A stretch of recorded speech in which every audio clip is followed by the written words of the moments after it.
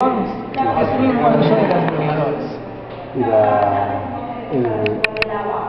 ese el que está ahí arriba es el que usaba también.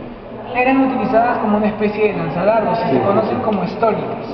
Se colocaba el dardo en la parte de arriba, el cual se enganchaba en la parte trasera y se hacía presión en la parte media, ¿no? Formando una especie de un sector bastante tenso, que luego de ello pues al lanzar, digamos, el dardo, quedaría, digamos, sería lanzado con gran fuerza. Con más fuerza, sí. Entonces, van a ser algunos de los tipos de armas utilizadas en el video.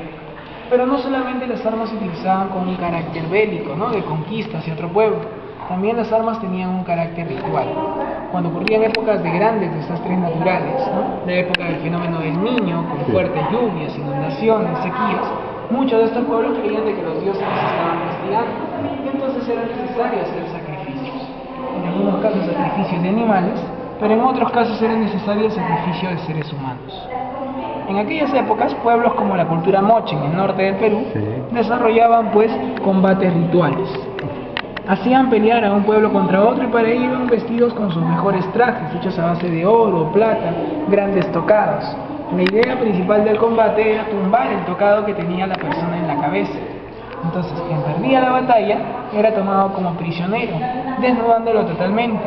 Y de esa manera eran llevados en caravanas hasta partes muy altas en los cerros. Una vez en la parte alta, al prisionero era degollado y su sangre depositada en copas que contenían semillas de uyucho.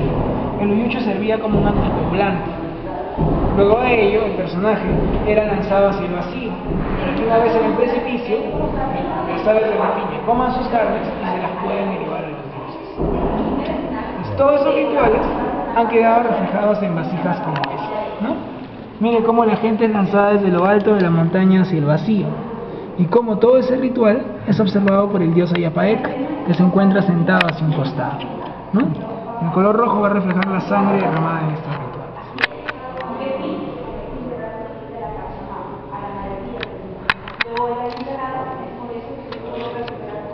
De lo que escucho de esos rituales, he leído, no conozco todavía, me falta ir a México, pero los aztecas también tenían batallas rituales para hacer sacrificios y subían a lo más alto de las pirámides, sacrificaban, pero le quitaban el corazón al... Sí, ¿no? Muchos pues tienen cierto asombro porque en México también se ven rituales muy similares. En el caso de ellos, pues a veces el juego de la pelota, ¿no? Que pues en el caso mexicano, quien ganaba el enfrentamiento era quien iba a ser tomado como para el sacrificio, ¿no? Y luego de ello, pues sí, llevados hasta lo alto de la montaña para poderles retirar el corazón, ¿no?